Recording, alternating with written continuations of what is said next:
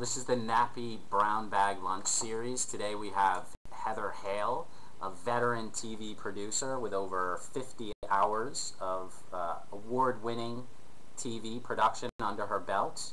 And now, Heather, I wonder, just a really high-level view, you can tell us some of the things you're most proud of that you've accomplished to date. Okay. Just real quick. Real quick, I just co-wrote, directed, and produced my first feature that had Meat Loaf Aday Asner, called Snitch, and Edward Furlong. The Courage to Love, I wrote. There was a Lifetime movie that Vanessa Williams, Diane Carroll was in. And then I've done a couple of PBS series that both won Emmys, and a bunch of other things.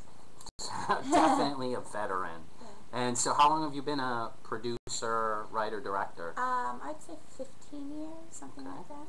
And now let's roll it all back. So how did you get your start, and how did you first begin to be a producer? I don't know about how I began to be a producer. You just kind of, that sort of comes along with the territory as your projects aren't moving forward as fast as you would like. From a writer standpoint? From a writer standpoint... No, I mean, like, did you begin as a writer and then moved into a producer? Totally began as a writer. Okay. Yeah. So I knew I wanted to be a writer at 4. So, yeah. And so you started as a screenwriter, you were writing projects, and then how did you move from there to producing? I got hired on a couple of different projects for Faith for Today TV. The Evidence, which was a intersection of science and spirituality, kind of a quantum physics project. And another one that was a lifestyle magazine, it was a holistic health program. And I was primarily hired as a researcher, but before you know it, you're schlepping sticks in London and, you know, doing segment producing. And so it just kind of one thing leads to another. And it just happens. Everybody needs to get out of the car and push. Okay. So when did you first pitch a project, and what was that project? Gosh, I've been pitching forever. I'll tell you the most interesting is pitching in that environment when I was on a TV show, and I would pitch a project, a topic that I thought would be cool, and it would get shut down. But I knew that it was right for the show, so I would re-pitch it with a different angle, and it would get shut down. And I would pitch it another way, and all 3 times it was fresh and new and different. And the 3rd time, it was brilliant. So it's a lot of it is figuring out your marketing angle, or what the attachments are, or how you're approaching that topic. So in that case, it's a nonfiction, you know, reality show. Okay. We have a stick cam question from one of our viewers. So how did you get your first job in the business, and what was it? It would be hard to say what the first job was. An interesting story, which might be my first job. I used to have a mortgage company, and I wanted very much to get into Hollywood. And I was writing for the Orange County Register. I was writing for newspapers, and I was in Orange County, San Clemente, Huntington Beach, and the only company around was a video marketing company. And I went in to interview for a receptionist job. And the fellow who owned the company was sitting across from me, and he said, "What are you doing here? You have a college degree, you speak 3 languages. What are you doing here?" And I said, "Well, here's my plan." And I presented a plan to him of what I could do for him.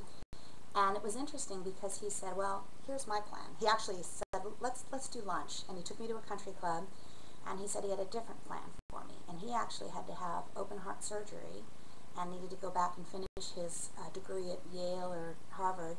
And he wanted to know if I could cover for him for 3 months and not let anyone know he wasn't there.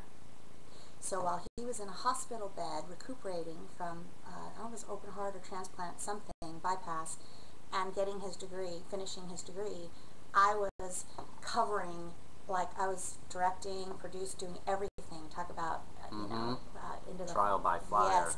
And so anytime I'd get a fax, I'd call him, "What do you want me to..." And I'd fax back. But I had to direct, I had to write, I had to produce, I had to completely run the office from scratch for about... So I had a production company like that. And the cat went away. So yeah, so that I would say was the real wow.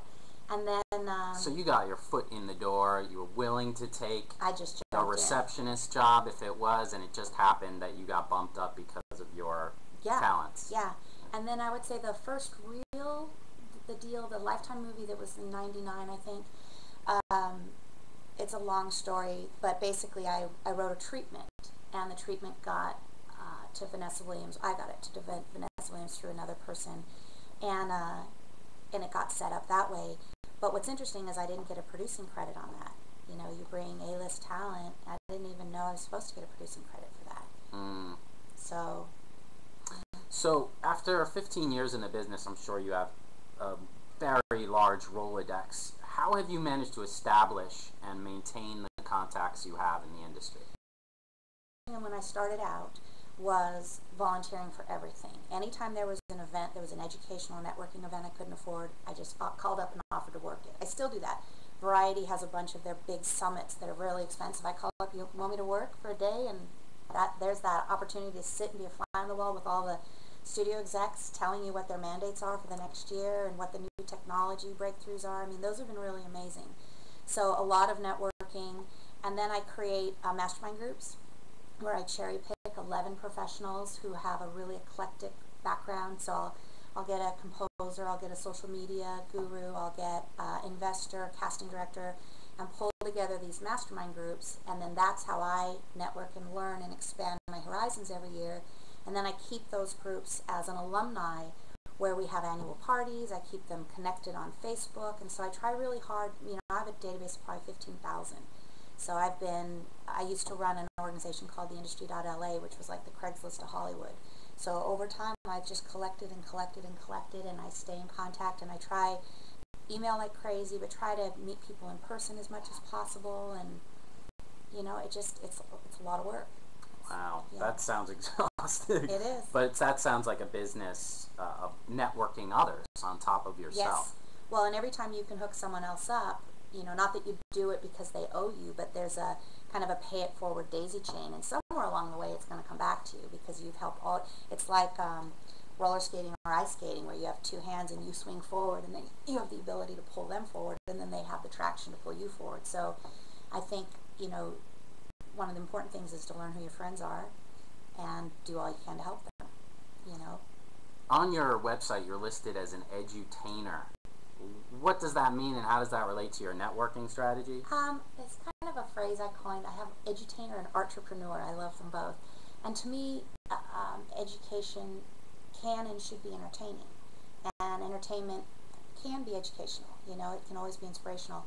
So to me, you know, whether you're teaching kindergarten, which I've done, whether you're lecturing the chambers of commerce, whether you're doing, you know, regulation, use, stock margin trading, I mean, it doesn't matter how, if it's coloring books and blocks or if it's really dry continuing education and financial arena, if you can emotionally engage your audience, if you can intrigue them, if you can delight them, if you can surprise them, you know, there's 11 different kinds of intelligence, and we all learn in different ways. So you have to be able to tap into all of that so that your audience, whether it's one-on-one or 4,000, has the ability to really care what you're saying and to be curious what you're going to say next. And then if you can use the building blocks, like the two series that won Emmys were PBS series, and I've done a lot of teaching I've taught in Japan, I've taught at every level.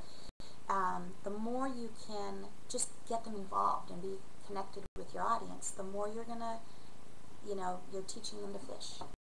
You're giving them that content and making them want it. And so let's roll it back a little bit away from the business and the networking to, I know you're an accomplished screenwriter as well, and you're also very proud of that part of your abilities. So let's address some of those screenwriting questions we have out there. First off, why do you think so many screenwriters end up becoming producers? Because nobody ever loves your project as much as you do. And no one will ever work as hard, and you have to have the fire in the belly to stay with it. You know, I often feel like, you know, Sisyphus pushing that rock up the hill. I'm like Sisyphus the octopus with 8 rocks going up the hill, and it's exhausting and tireless, and some of these projects take 10, 15 years. You got to just stay with it, and no one, you know, when you're in love with the project, you're compelled. You can't. You stay with it. You want to be the one pushing it for you. Yeah. Through. And I would also say there's an element of self-preservation too. You know, when you become a producer, I mean, a lot of screenwriters, a lot of artists across the board don't necessarily have a good business sense, and they have the unfortunate propensity to be taken advantage of because they would do it for free because they love painting or writing or singing or whatever it is. So becoming a producer kind of forces you to be a little more savvy and protect your intellectual property, because if you've been in this business 15 years or a day, you can see the ways you can get screwed. And sometimes being a producer forces people to deal with you with contracts and the legal issues so that you are somewhat protecting your material. In addition to that, has becoming a producer changed the way you write in any other ways? I would say, and being a director as well has changed my writing a lot, but I'd say as a producer, you write, it's not a constraining thing, as we were talking earlier before we started. Once you have these artificial, arbitrary blocks that you have to do this in 18 days, you have to shoot this and be able to do all one location, you start to write kind of in two different ways. One way is efficient and economical and really true to a specific niche. That I'm going to write a really specific, unique world and really great characters and just cater to this scope and keep everything to the scale that's appropriate to this project. And then over here, you have this wild abandon, and just because it's a $200 million budget, that doesn't have to be all talent. What is the most wild, crazy, you think Charlie Kaufman, Tim Burton, what's the craziest, most imaginative world you could come up with? George Lucas. What are the most wonderful stunts and special effects, and how can we play with nonlinear time, and how can we go into different worlds and vistas? So if you had a studio budget to work with, how would you blow it up, and how would you just completely capitalize on it? And then typically when I'm writing, I'm thinking both at the same time. And is there a $8 million movie in here? Is there a $30 million movie that could be unique and specific enough that it's universal and yet be a spectacle at the same time? Now, you seem like you're a consummate artist and are very much into the quality of the work. Yeah. Many people struggle with balancing that and keeping the script that's close to their heart versus making something that's more commercial. Yeah. What are your thoughts on the differences between following your heart and your artistic integrity versus trying to make money? Well, that's that word, entrepreneur. I think you have to stay true to yourself, and I'm not saying that to be cliche or whatever, because you will get cancer. It will eat you up on the inside if you're doing something you don't believe in and you are kowtowing to the powers that be and making concessions left and right. You won't be able to sleep at night. So you really have to write what you love. You have to write worlds you know. That doesn't mean I can only write white female roles, but I can write about love. I can write about all these different things. But if someone wants you to make a concession, I'll tell you an example. We had an LGBT project I was working on with a drag queen and a football, really wonderful bullying football story. And we were basically offered a distribution deal, but we were told no nickel without the pickle, which meant full frontal nudity on boys under 18. And I wasn't comfortable doing that. It's a lighthearted Mrs. Doubtfire comedy, and I didn't want to lower it to sully it to that level just to get a distribution deal. So you say no, So there are times where that's not to say that in the collaborative process, people bring wonderful ideas and great contributions, and they change and things twist and turn, and that's great if it's serving the project and if it's not devaluing who you are and what you're bringing to the project.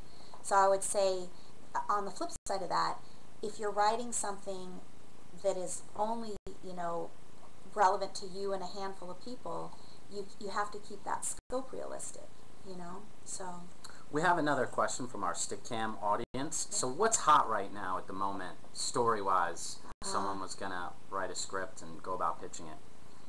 In features or TV, so I'll just say that thrillers are a genre film. Like a thriller is always marketable. We have had a glut of horror being really popular, but I think that's a pretty saturated market right now. Even as I say that, there will be a big blockbuster. But I know that thrillers and raunchy R-rated female-driven comedies are coming, because of Bridesmaids. This is in features or in television, features. both? I would say, well, in TV you have this fragmentation of the dial where there's 200 different buyers and they all have really specific different mandates. So, you know, what A&E and Bravo are looking for is different than CBS. So that's a different world. But I would say that in features it's PG-13, and on TV I think you have, like, you look at something like Showtime's House of Lies right now. I think that's some of the best writing on TV. You know, you have these really specific niches, you know, but that would never be on a network at all. It's too raunchy, you know. And you have, you know, you look at what Chuck Lorre's doing. You know, I think there's some really, I think we are in a golden age of TV. You know, I'm a Big Bang Theory fan, and New Girl, and Up All Night. I mean, I think there's some really wonderful scripted comedies coming back. And then reality is just everywhere and rampant, you know. And I think they're inspirational and educational and amazing. Put on your producer hat for a second, and what draws you into a script? If someone sent you a script that they wanted you to be a producer on, what do you look out for, and what sort of factors do you consider when you think about maybe producing it yourself? Well, I will tell you that it's kind of a trick question. If somebody came to me with a project that was funded, then you're looking at a paycheck. I mean, that sounds callous, but that's the reality of making a living in this business. If someone wants to hire you as a director or a writer or producer and it's funded, it just has to be something you think you can bring something to. But if somebody brought me a project for me to produce speculatively, it would have to be better than every one of my screenplays and every idea I have in my head, because the amount of commitment that takes would put all of my babies on a back burner and bring all of my energy, resource, focus to someone else's project. So it damn well better be amazing. Okay. It's a high standard. Yeah. Now, you also, going back to the edutainer thing, you do provide consulting services and you help junior producers along as well. What exactly is a script consultant? A script consultant is different than a reader, different than a script doctor. A script consultant is someone who's, where a reader does coverage and they're actually passing a judgment on whether this should come across the transom off the mountain on the credenza of scripts. A script consultant or a union story analyst's job is to improve the property. So a script consultant, I would say, is working normally with a writer, where a story analyst is probably working with the producer or the director or the financing or buying entity. So in both cases, their job is to look at all the elements: dialogue, structure, theme, plot, character. How can we improve all of these? So their job is to develop and improve and raise the bar on the script. Do you get into dialogue and the actual wording of things, or is it more on a structural level? It depends. I go through with a fine-tooth comb, and I always check with the client first. What do you want? And I have clients who want to learn through the process, and I, as a teacher, instinctively, if that's what they've asked for and they've opened the door and made that appropriate, then I actually ask for the final draft or movie magic file, and I literally go through with a fine-tooth comb and teach them and literally show them how to prune their dialogue, how to improve their format, how to control the eye on the page. One of the goals I have is to emulate the viewing experience from the page, so that if it's expected to be fast-paced, the read should be fast-paced. If it's comedy, it should be funny. You know, if it's languid and sensual, it should have a slower pace in that section. And then if someone wants simply to clean it up and like polish marketing materials and get it out the door as soon as possible, there's no point in me taking the time to explain to them why I did what I did.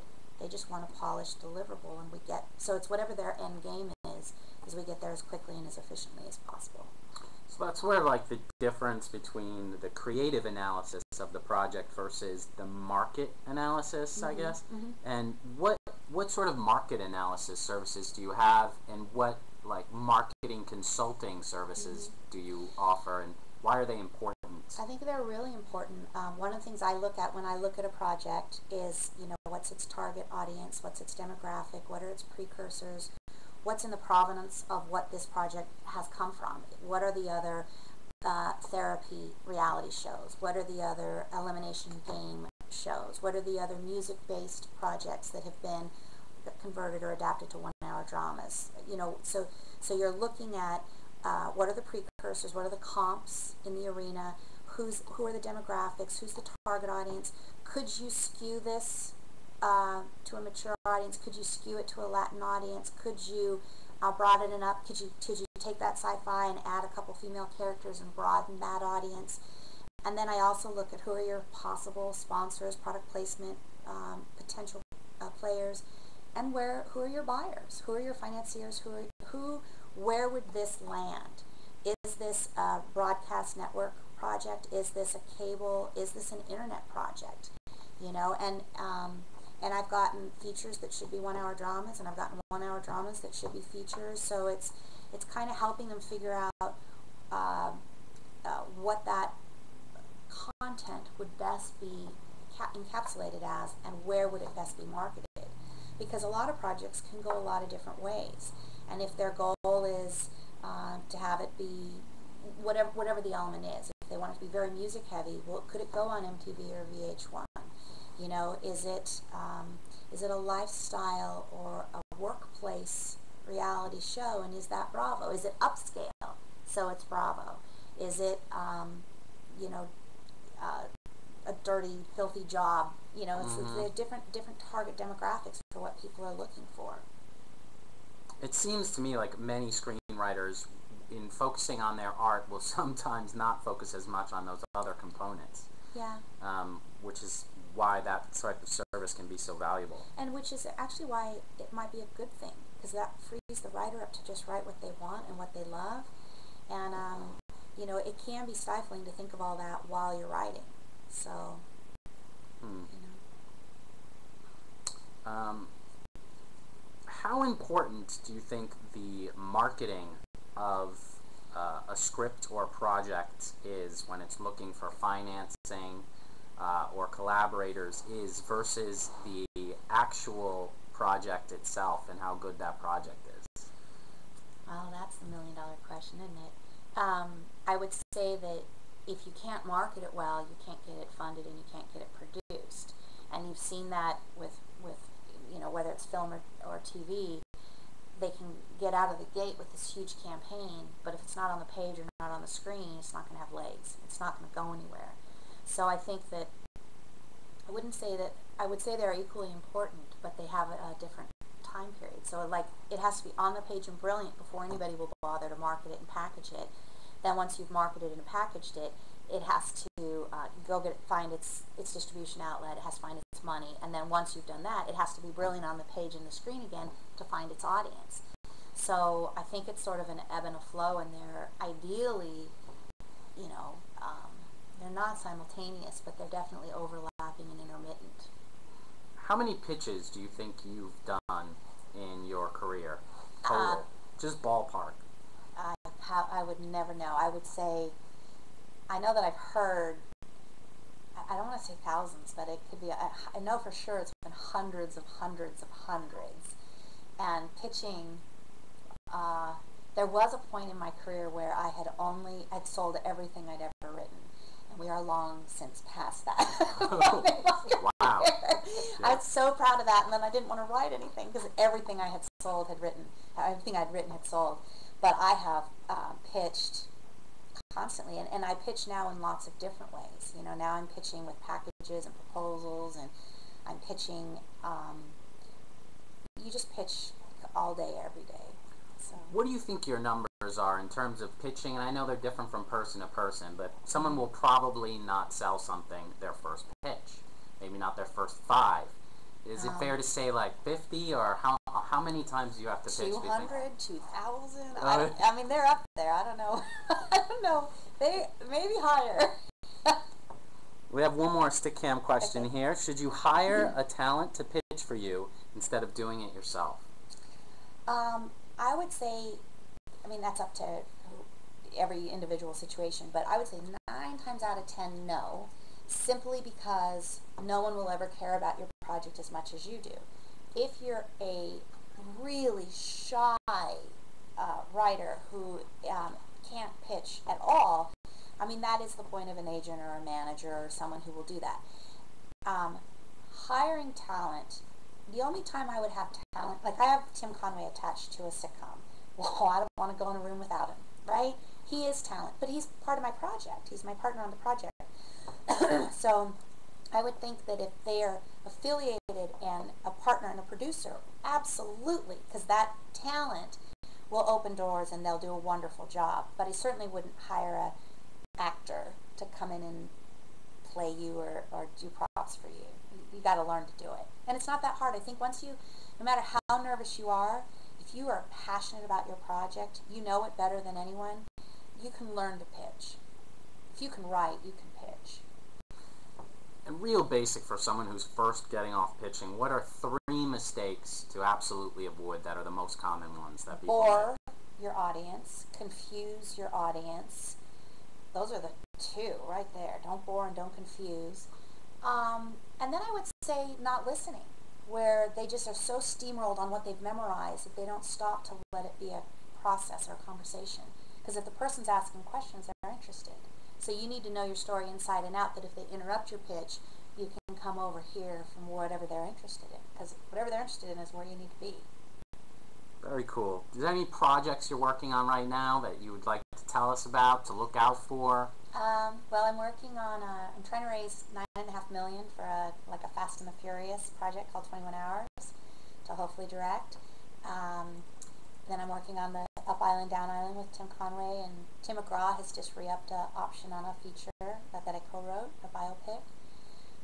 Just plugging away, just working hard. And now you're also going to be at NATPE's PitchCon in June. Yeah. Can you tell us a little bit, just briefly, what you'll be doing there and what sort of services you have? I hope to be enjoying the day because I will have done hopefully all my work before then. I'm doing a lot of advanced pitch prep. So a lot of the things we've been talking about today, NATPE's putting on their site a la carte services. So in the past, I've kind of been a behind-the-scenes ghost, just helping people pitch and prepare and get ready. And I've loved doing that. And it's been a kind of a teaching, mentoring, coaching behind the scenes. And so this year they have taken the veil off and let me be public. And so now they have the opportunity, if they want, to help get ready to pitch. So I know what all the mandates are, I know who all the catchers are. So my hope is, like the first person who came through the gate might get sold before PitchCon, which I think would be amazing. And before PitchCon, someone who purchased something. Someone who hired me. Yeah. I don't want to say anything because I don't know if I'm allowed to, but someone who hired me to polish his materials already looks like he has a pretty good attachment and CAA, and they're packaging it, and it looks like he's signing paperwork, it's moving forward. So I won't say anything until it's appropriate, but he's thrilled with what we did, and it's a beautiful package. And it was interesting because